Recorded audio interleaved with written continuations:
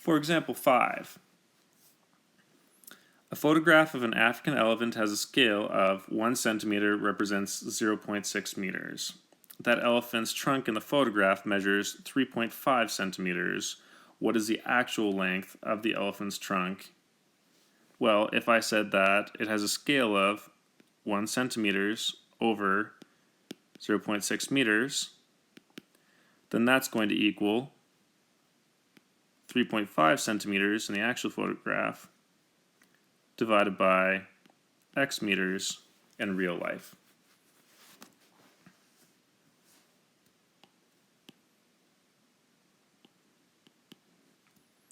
Which means that I can use my cross multiplying. X is going to equal the 3.5 multiplied by the diagonal and then divided by the vertical. X would equal 3.5 times 0.6 divided by 1 centimeter. Which means that it's going to be 2.1 meters.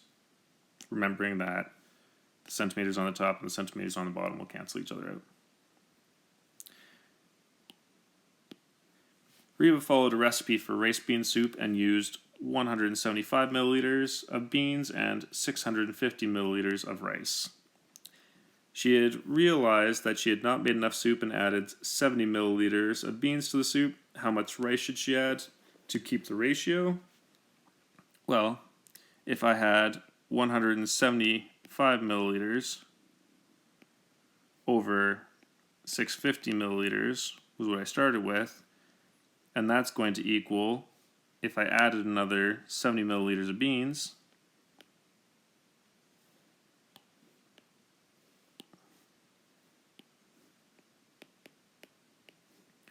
then I'm solving for x down the bottom, and I'm still using the exact same method. It's just because I have milliliters and milliliters, this is going to be milliliters and milliliters once again.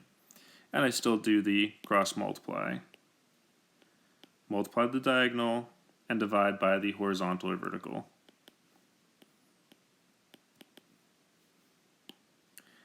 Which means that x is going to equal 70 multiplied by 650 divided by 175. And in this case, x is going to equal 260 milliliters.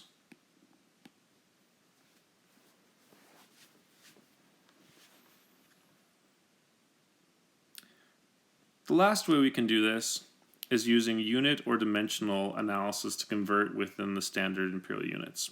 Proportional reasoning is useful when only one conversion is required. If several changes are required, you need to do proportional reasoning several times or use a different process like unit analysis, which is very common in the science classes. Unit analysis or dimensional analysis is another method for converting between different units.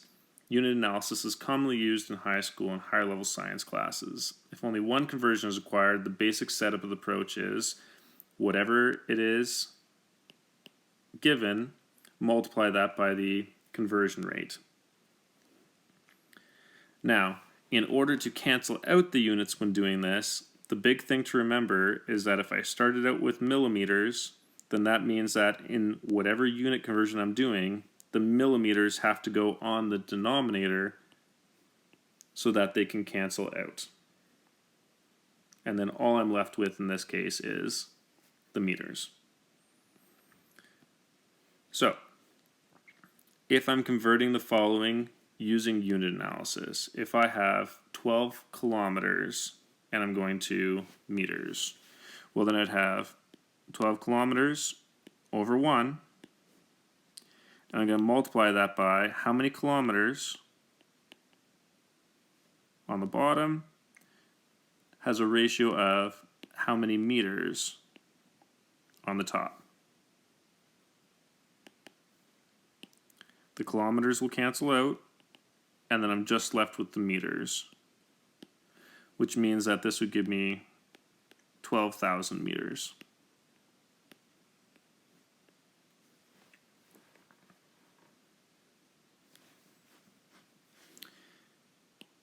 If I'm doing nanometers to meters, well, this depends on whether or not you know the conversion for nanometers.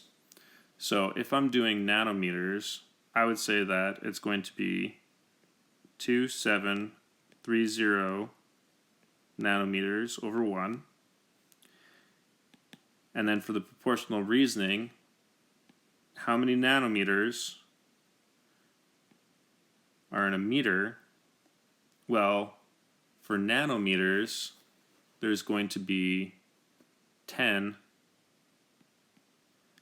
to the power of, and if we need to go back and check our chart,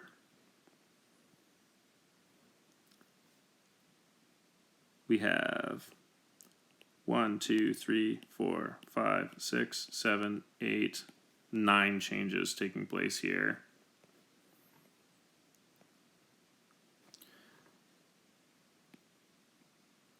Ten to the power of 9 nanometers.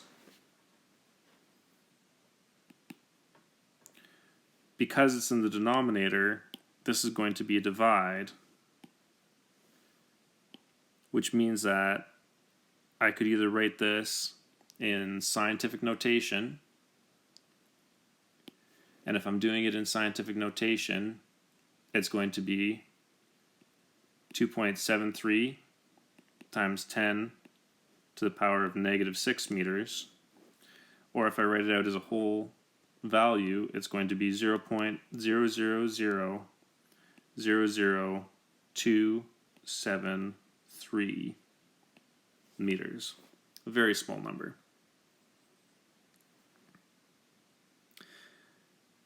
Unit analysis is very useful when we need to do multiple conversions, not just doing one conversion. For example, to convert 2.4 kilometers to millimeters, typically we'd first do the kilometers to meters and then meters to millimeters.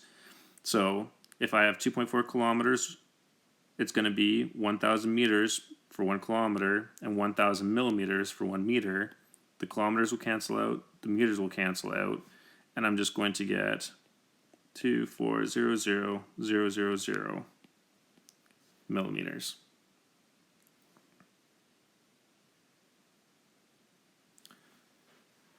So, if I am converting gigameters to millimeters using unit analysis and known conversions, then in this case, I'm going to state that if I have 0.25 gigameters over 1,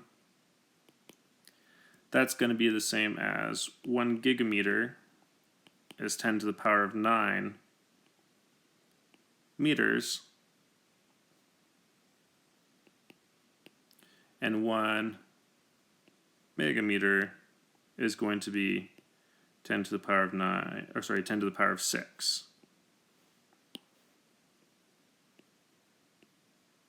Meters. The meters will cancel out.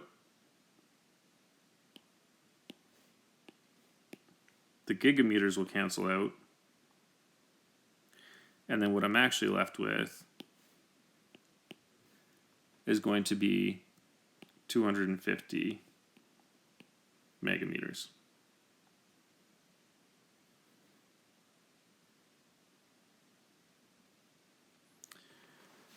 This is also common when we're dealing with more than one unit. Zimmer needed to convert 50 meters per second into kilometers per minute. So what conversions will he need to make in order to solve this? He's got to turn meters into kilometers.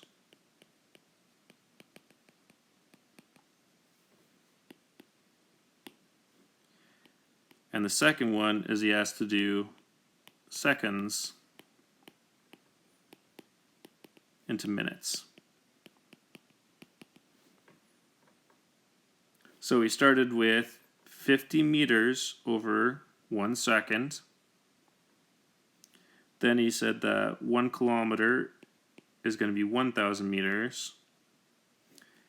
And finally, because seconds was in the denominator in the first place, I'm going to put seconds in the numerator so they can cancel out. 60 seconds over 1 minute. The meters will cancel out, and the seconds will cancel out, and all I'm left with is kilometers over minutes. And in this case, if I take 50, divide that by 1,000, and then times it by 60, then I'm going to get 3 kilometers per minute.